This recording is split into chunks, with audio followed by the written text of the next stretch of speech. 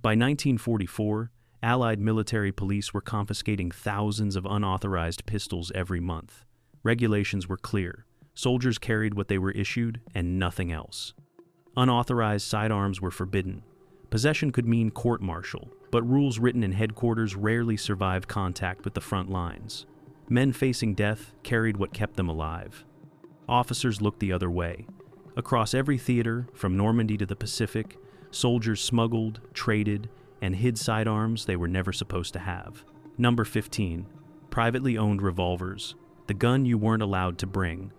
When men enlisted in 1939 and 1940, military regulations were explicit. Personal firearms were not authorized. Anything brought from home was to be surrendered or left behind. But thousands didn't follow that rule. Men reported for duty carrying revolvers they had owned for years. Colt single actions, Smith & Wesson break tops, Webley revolvers passed down from fathers who fought in the last war. These were personal property, carried because the men who owned them trusted them more than anything the military might issue. For some, it was sentiment, a family heirloom, the only gun they had ever fired. For others, it was practical. Many draftees had grown up where firearms were tools, not symbols. A revolver felt more natural than an unfamiliar service pistol handed to them in basic training. Military policy did not accommodate this. Unauthorized weapons violated regulations and posed logistical problems. Non-standard ammunition could not be supplied. Repairs could not be guaranteed. And if a soldier was killed carrying a weapon outside his loadout, it created complications no one wanted to address. Despite this, privately owned revolvers made it overseas. Some were hidden in duffel bags during inspections. Others were quietly tolerated by officers in rear echelon roles where enforcement was inconsistent. But on the front lines, problems became clear. Ammunition was impossible to resupply. When a man went down, no one knew what rounds his revolver required. Eventually, most were discarded, traded, or quietly mailed home. Privately owned revolvers were never battlefield legends, but they represented something regulations could not account for: the belief that a man should carry what he trusted, even if the army disagreed. Number 14. Spanish Ruby pistols. The sidearm officers didn't trust. During the First World War, France faced a severe shortage of sidearms. Desperate for pistols, the French government contracted with Spanish manufacturers to produce the Ruby pistol, a compact semi-automatic chambered for .32 ACP. Nearly 1 million were delivered between 1915 and 1918. They were cheap, fast to manufacture, and good enough to meet wartime demand. But quality varied wildly. Many Ruby pistols were assembled with inconsistent parts, loose tolerances, and unreliable feeding systems. Some worked, others jammed constantly. When the Great War ended, surplus Ruby pistols flooded the European market. By World War II, thousands were still in circulation, carried by officers, resistance fighters, and soldiers who could not obtain anything better. Military regulations in most nations did not recognize the Ruby as authorized equipment. Its reputation for unreliability made it unwelcome in official loadouts. Officers who carried one did so at their own risk, often concealing it from inspections. In occupied Europe, the Ruby became a weapon of last resort. Resistance fighters used whatever they could acquire. French partisans carried them on raids, knowing the weapon might fail, but having no alternative. For German occupation forces, discovering a Ruby on a civilian was proof of armed resistance. Possession alone could justify execution. Even among Allied troops, the Ruby earned little respect. Soldiers carried one only when they had lost their issued sidearm and needed a replacement quickly. It was a placeholder, not a choice. Its feeding system struggled with dirt. Its safety was unreliable. Its small caliber was ineffective beyond close range. Officers replaced it as soon as they could acquire anything better.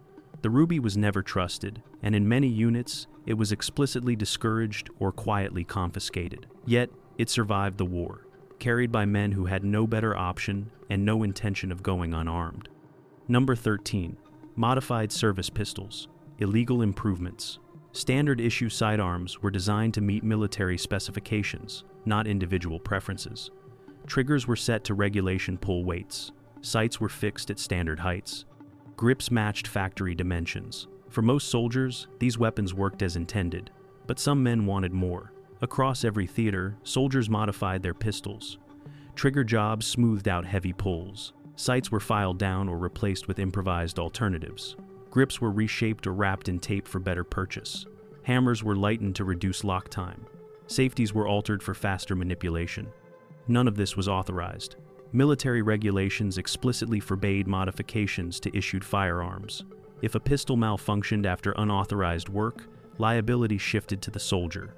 If it caused injury, disciplinary action followed.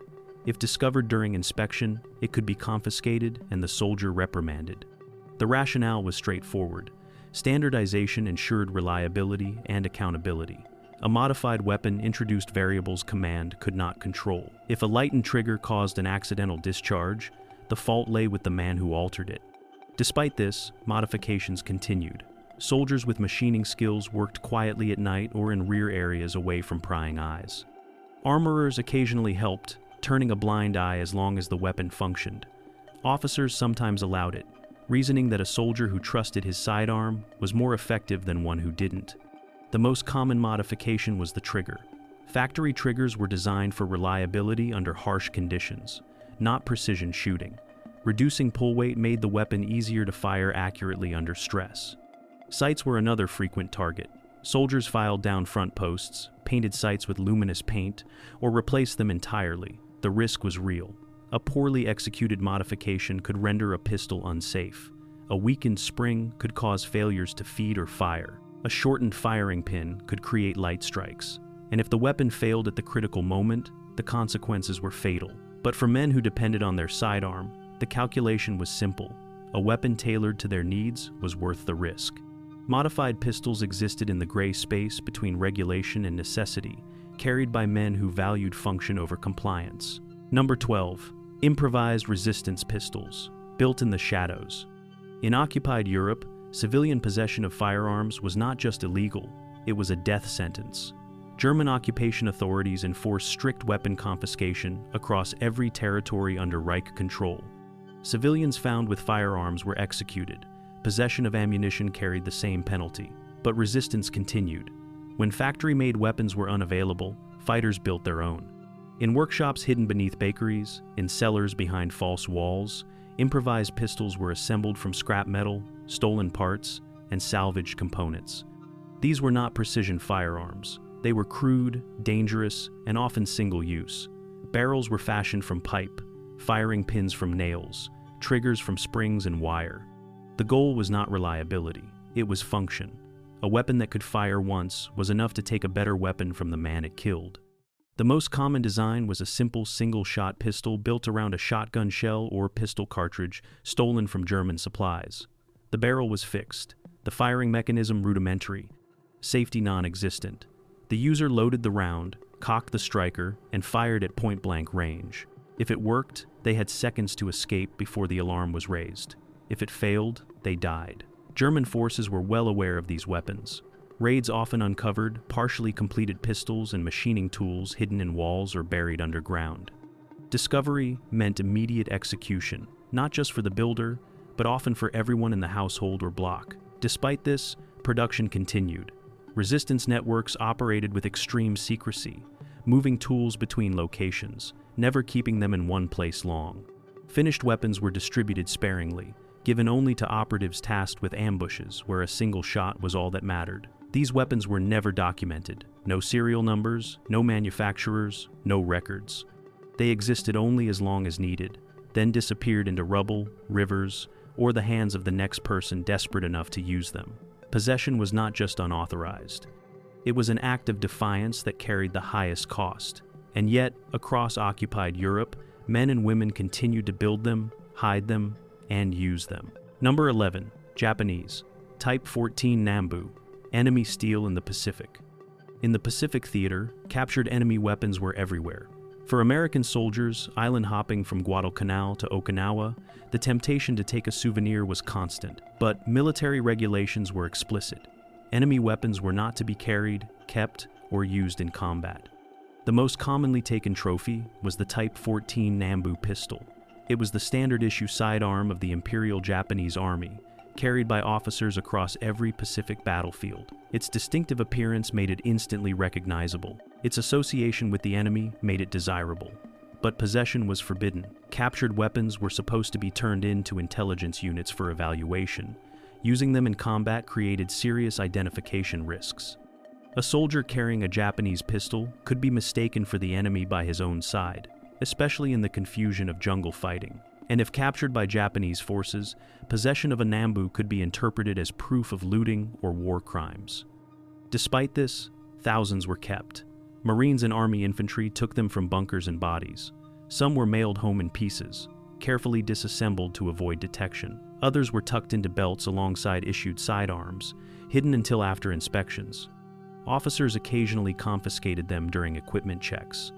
But in the chaos of island-hopping campaigns, a hidden Nambu was easy to overlook. Duffel bags were rarely searched thoroughly. Personal gear inspections were inconsistent, and by the time a unit rotated back to rear areas, the weapon was already buried in someone's footlocker. The pistol itself was poorly suited to combat. Its 8mm cartridge was underpowered compared to American .45 ACP. Its action fouled easily in sand and salt water. Its grip angle felt awkward to soldiers trained on Colt 1911s, but none of that mattered. The Nambu was a trophy. It represented a defeated enemy, a personal victory, and a tangible piece of the war. Soldiers who took one rarely intended to rely on it in combat. They kept it because it meant something beyond function. The Type 14 Nambu was never meant to be an American weapon. Yet, it became one of the most commonly carried unauthorized pistols of the Pacific War. Number 10. Italian Beretta M1000 934. Small, smooth, and stolen. When Italy entered the war in 1940, its officers carried the Beretta M1000 934, a compact, well-made semi-automatic chambered for 9mm short, also known as .380 ACP. It was smaller than most service pistols, lighter in the hand, and remarkably smooth to shoot. Allied troops first encountered it in North Africa. British and American forces fighting through Libya, Tunisia, and Sicily discovered that captured Italian officers often carried beautifully finished pistols that felt more refined than anything issued to their own men. The Beretta M1000 934 was one of them. It wasn't powerful. The .380 cartridge was barely adequate for military use, but the pistol itself was beautifully machined, reliable, and easy to conceal. That made it valuable for reasons beyond firepower. Military regulations prohibited carrying captured enemy sidearms. The reasons were standard: ammunition supply issues, identification risks, chain of custody problems, but the Beretta M1000 934 was too good to turn in. Soldiers who captured one often kept it as a backup weapon. It fit easily in a cargo pocket or under a jacket. Officers appreciated its balance and craftsmanship, especially those who found their issued revolvers heavy and cumbersome. In close quarters fighting through Italian cities, where buildings were tight and engagements sudden, a compact sidearm had advantages no regulation could dismiss. The Beretta's reputation spread quietly. By the time Allied forces landed at Anzio and pushed into Rome, captured M1000, 934 pistols were appearing in holsters across multiple units. Some were logged as battlefield recoveries and quietly retained. Others were never reported at all. After Italy switched sides in 1943, the situation became even more complicated. Italian forces fighting alongside the Allies sometimes carried M1000 934 pistols as their issued sidearms. That created a gray area. If an Italian ally could carry one, why couldn't an American or British soldier who captured it from a German or fascist holdout? The answer from headquarters was clear. Regulations still applied, but enforcement was inconsistent. Officers looked the other way. Inspections missed them. And by war's end, thousands of Beretta M1000 934 pistols had made their way into Allied hands, carried in defiance of every rule written to prevent exactly that. Number 9. Polish Viz WZ 35 Radom.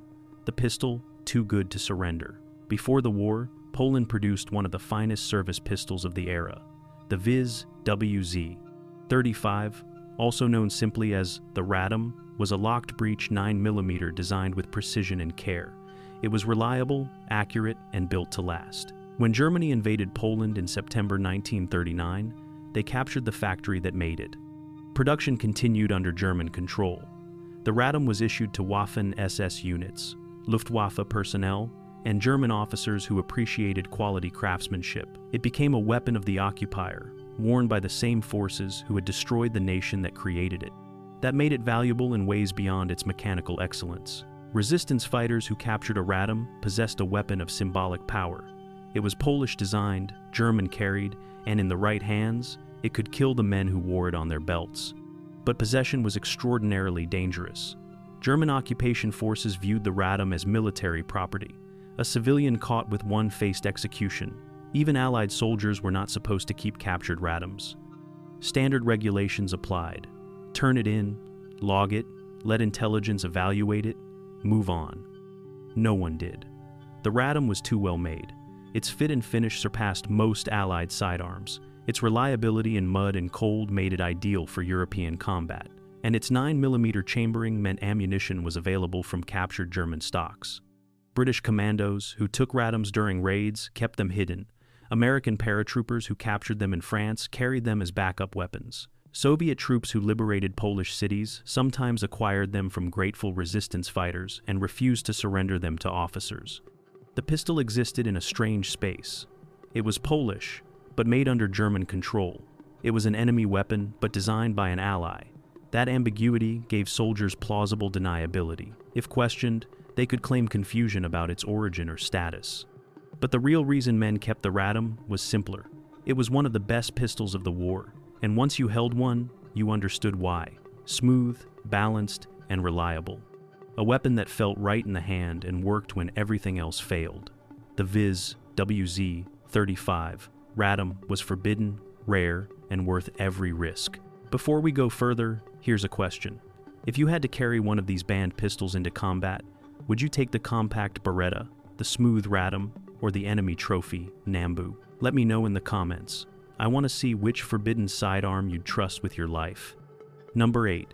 French MAB Model D, the civilian pistol at war. When France fell in 1940, military weapons were lost or destroyed. But civilian pistols remained, tucked in attics, buried in gardens, hidden in cellars. The MAB Model D was one of them.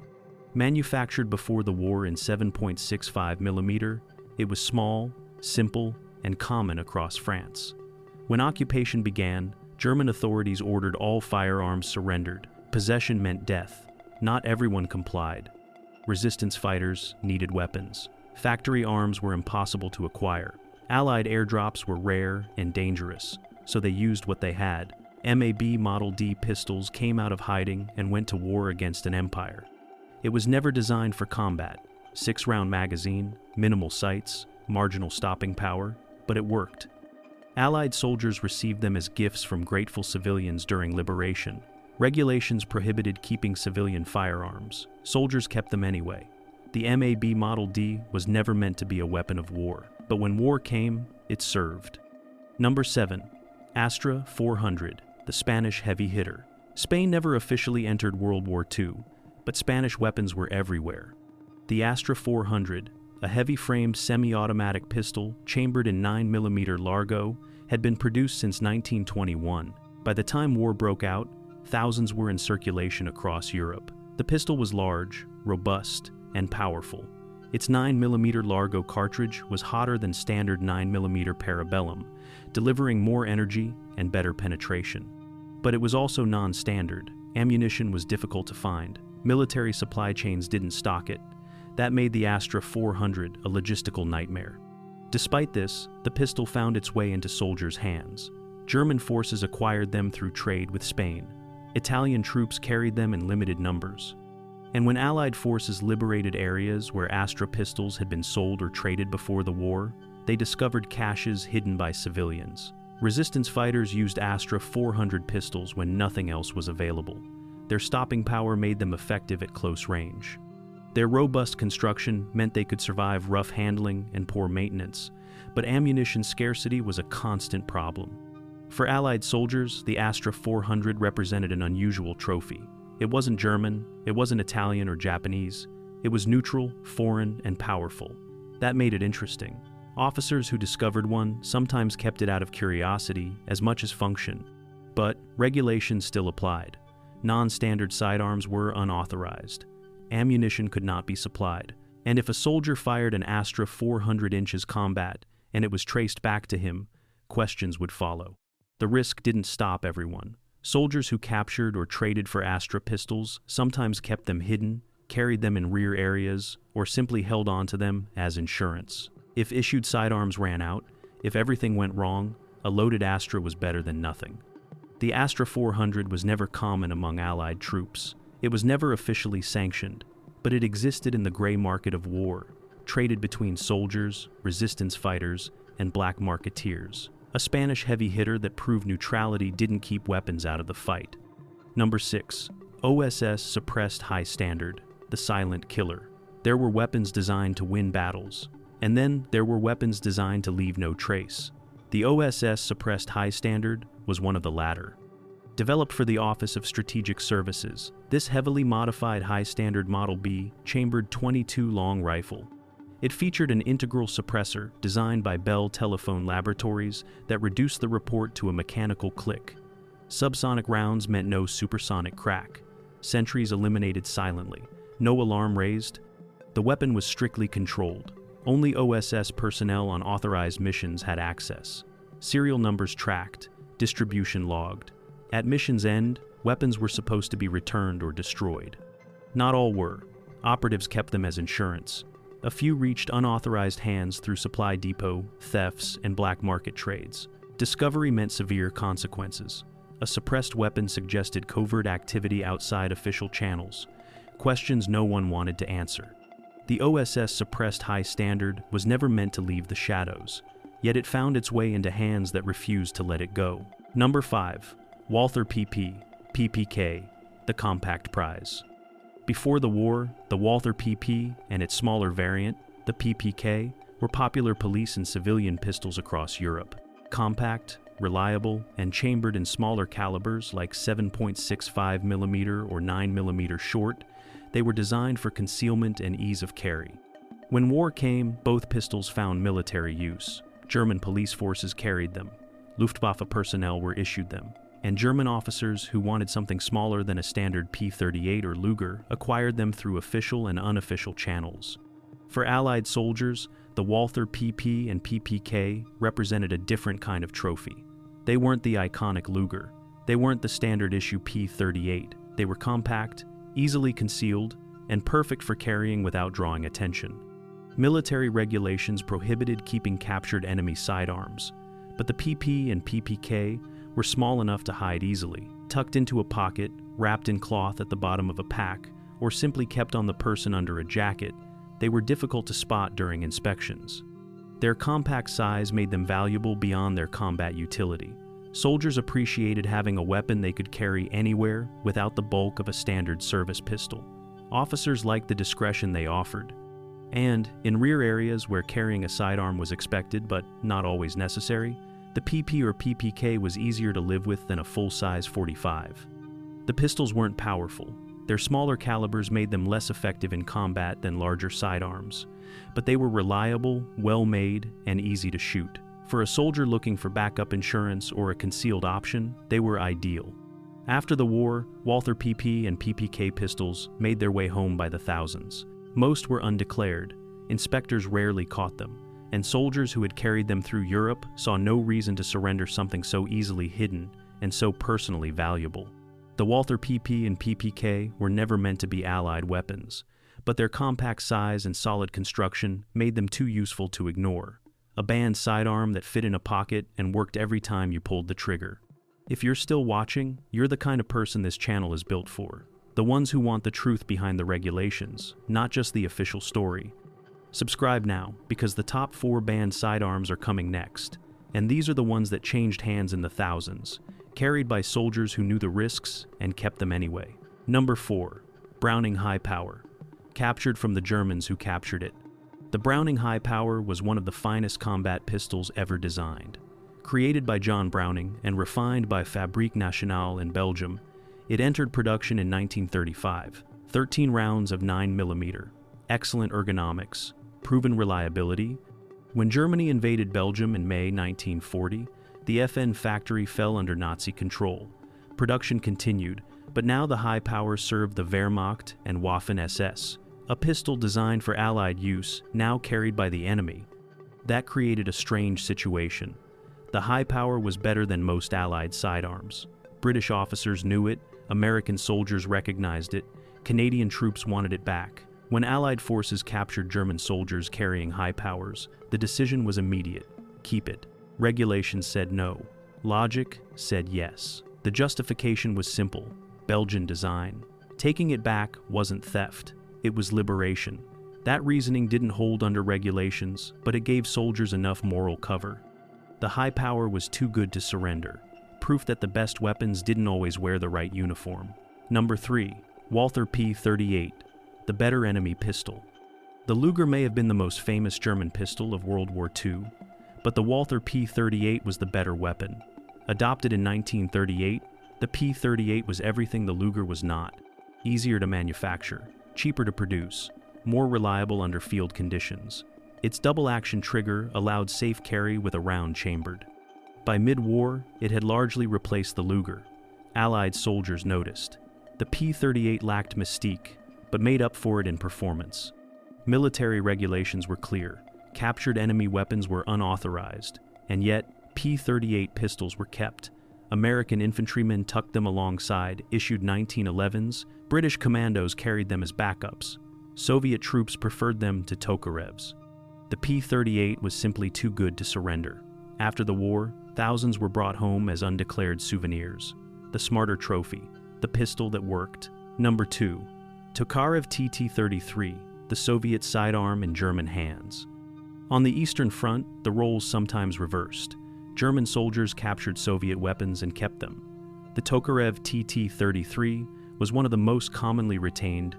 Adopted by the Soviet Union in 1933, the Tokarev was a simple, robust, semi-automatic chambered in 7.62 by 25 mm Tokarev, based loosely on the Colt Browning design but simplified for mass production, reliable, powerful, and easy to maintain. German troops fighting in Russia quickly learned the TT-33 worked in conditions that destroyed other pistols. Winter cold that froze mechanisms had little effect on the Tokarev's simple internals. Mud and dirt that jammed complex designs passed through without stopping it. It just worked. German soldiers who captured Tokarevs kept them as backup weapons or replacements for lost sidearms. The 7.62 by 25 mm cartridge was hot, flat shooting, and had better penetration than 9 mm Parabellum. German regulations prohibited carrying unauthorized weapons. Despite this, thousands were kept. By 1943, Tokarevs were appearing in German holsters across the Eastern Front. War sorts weapons by performance, not politics. Number 1. Luger P8, the icon everyone wanted. No weapon in World War II carried the same mystique as the Luger. It was not the most reliable pistol. It was not the easiest to maintain. It was not even the most effective sidearm Germany fielded. But it was the most desired. To Allied soldiers, the Luger P8 was the ultimate battlefield trophy, a symbol of German military power, a prize worth risking everything to keep. The pistol's fame came from its design. The toggle lock action was unlike anything else in service. Its sleek profile made it instantly recognizable, and its association with the German officer corps gave it a prestige no other sidearm could match. A Luger was not just a weapon, it was a statement, but possession was strictly forbidden. Military regulations across Allied forces explicitly prohibited the retention of captured enemy weapons. Soldiers were ordered to turn in German firearms for intelligence evaluation. Officers reminded their troops repeatedly. Inspections were conducted, and yet, Lugers disappeared by the thousands. The reasons were simple. Soldiers wanted them. The pistol represented victory, personal achievement, and a tangible piece of history. A man who captured a Luger felt he had earned it. No regulation was going to change that. Some were taken from surrendered officers. Others were pulled from holsters on the battlefield. A few were traded, bartered, or stolen from depots where captured weapons were stored. Soldiers hid them in packs, wrapped them in uniforms, or mailed them home in pieces. Some declared them openly, daring their superiors to confiscate them. Others kept them secret, knowing discovery meant losing the weapon and facing discipline. The risks were real. A Luger carried in combat created identification problems. German forces sometimes mistook Allied soldiers carrying German pistols for their own troops. Allied soldiers occasionally did the same. Ammunition was another issue. The Luger fired 9mm parabellum, which was not standard Allied issue. Soldiers who carried one stockpiled, captured ammunition, or kept the pistol unloaded, treating it as a trophy rather than a fighting weapon. But none of that mattered. The Luger was not carried because it was practical. It was carried because it was iconic. Military authorities knew enforcement was nearly impossible. By the end of the war, so many Lugers had been taken that attempting to confiscate them all would have been futile. Officers focused on limiting their use in combat. Beyond that, enforcement faded. After the war, the flood became a torrent. Returning soldiers brought Lugers home by the tens of thousands. Some were declared, most were not. Inspectors confiscated what they could, but the volume made comprehensive enforcement impossible. The Luger P8 remains one of the most recognizable firearms in history, but its legend was not built in German armories or parade grounds. It was built in the hands of Allied soldiers who took it, hid it, and kept it despite every regulation and every order to the contrary. It was the banned icon, the forbidden trophy, the pistol no rule could stop soldiers from keeping. From privately owned revolvers smuggled past inspections to the most iconic enemy pistol of the war, these 15 sidearms tell the same story. Regulations were written in offices. Soldiers ignored them in the field. And when survival, pride, or simple defiance mattered more than obedience, men carried what they chose to carry. Some of these pistols were practical, others were symbolic. A few were simply too well made to surrender. But all of them represented something regulations could not account for. The belief that a soldier's life belonged to him, and the weapon he trusted to defend it was his choice to make. Military police confiscated thousands. Officers court-martialed dozens. But tens of thousands more made it home, hidden in footlockers, tucked in uniforms, carried by men who had faced death and decided that some rules were worth breaking. These were the banned sidearms soldiers kept anyway, not because they were allowed, but because they worked, because they mattered, and because no order written in headquarters could override the judgment of a man who had to pull the trigger. If you want history without the filters, you are in the right place. Subscribe. The next deep dive is already loading.